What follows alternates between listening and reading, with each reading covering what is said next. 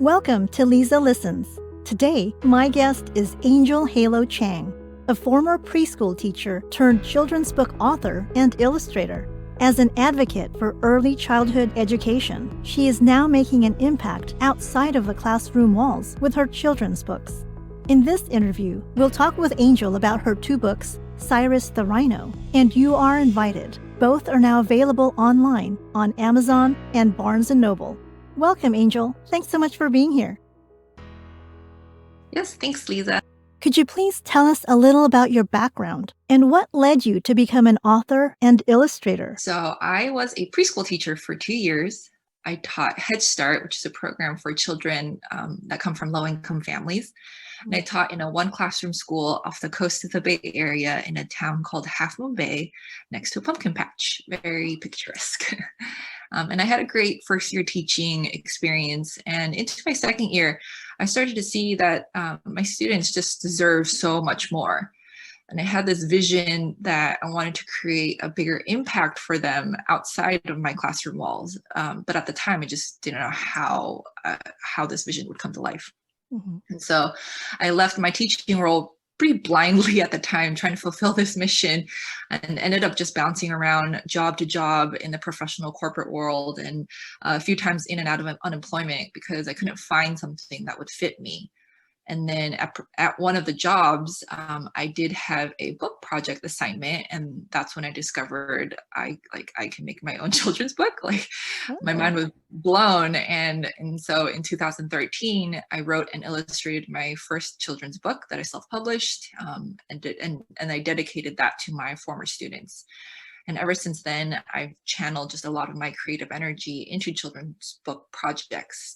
And today, I'm convinced that this is the way that I want to make a bigger impact outside of my classroom walls. One, I want to be a new face as an Asian American female to children's book authors because #representation matters. Two, I want to use children's books as a platform to raise awareness about early childhood education, And three, I want to inspire others to share their voice and share their story, whether it's a creative children's book or not. Let's talk about your book, SIRIS the RHINO. What's the backstory behind that book? Yeah, so SIRIS the RHINO, that was my second book project. And I wrote that in 2014 after being diagnosed with a serious eye condition. I was really frustrated at the time, going to lots of different appointments and managing my eye treatment. So I relied on my creativity then as an outlet to help me relieve my frustrations. And I ended up creating this green rhino character who needed glasses because I was relieved to find out that animals in nature also have poor vision like myself. I don't know where the green came from, but that was just on a whim. And so while managing my treatment, I found out that young children also had same or worse eye condition as well. So I started to think of them as I created this SIRIS the RHINO book. And today he is a green rhino that doesn't see very clearly, gets befriended by a kiwi bird who helps him get glasses and would befriend anybody that has vision problems. So that is my SIRIS the RHINO book.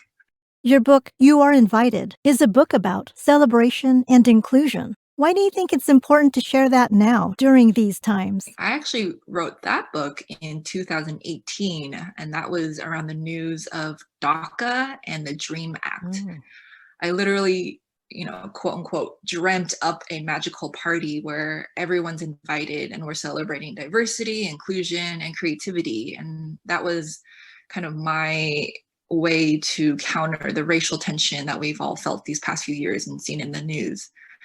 And at that time, the book actually first came out as the Kickstarter, which actually didn't do so well. I also just had a baby, so I wouldn't recommend launching a Kickstarter book project while raising a newborn. But I believed in my message of diversity and inclusion. I ended up redrawing all the illustrations to what you see in the book today. And then now it's become an updated version. And, with 2020, COVID aside, I felt like 2020 has canceled all of our celebrations and gatherings. My son turned 1 in May, and I was pretty sad about not being able to share that experience with family and not knowing that we'd be in the same predicament, still today. I spent both Thanksgiving and Christmas at home without seeing family and friends. So, I know that we're all missing that sense of celebration again. And so I'd like to think that my book brings some joy in the possibility of celebrating again soon. There's a lot of imagination in the story, so it's a bit of a fantasy to escape to when we can't really go anywhere right now. And the book's intention is to also celebrate diversity and inclusion, which I think is still very relevant and much needed in the world today and ongoing. What's your advice for aspiring authors and illustrators? Yeah, I think this is a great time to get the next book project going. I'm convinced that children's books are just as important to shaping TV, movies, and music. The industry itself has some fairly old school values, but I've seen how much self-publishing has grown over these years, which allows for more stories to be shared. Because your voice, whether it's through your illustrations or your words, they matter. And so it's really great to see that you don't need an agent or you don't need to submit a manuscript to make a book now. There's plenty of online resources that allow all of us to be more creative. And I don't say that just for, making children's books. I say that for across a lot of different mediums right now. So children's books as well, it's a great time to share that story, share that illustration. And so whether it's creating a children's book for a personal project for that one special kid in your life or wanting to sell copies on Amazon, I think the resources that we have today have grown and allow all of us to be more accessible in making that happen. And it really is cool to see your own words, illustrations, and or both in a printed copy of a book that you hold. So I encourage anybody who's wanting to share their words as a author and or illustrator. I encourage you. So share your story. Your words matter. What fun projects are you currently working on? No new projects immediately, though I do have some ideas planted in my head right now. I did just update my website last month, and I did publish 2 previous works to Amazon and the Barnes & Noble's online store, which I'm pretty excited about. And so I'm at this time excited to let more people know about how to find me, where to get the books now, and just excited to talk to people like yourself, Liza. Speaking of how to find you, how do we get in contact with you and get more information about your books? Yeah, absolutely. You can find me at angelhalochang.com, which is ANGELHALOCHANG.com on Instagram, Facebook, and the web. So find me and let's connect.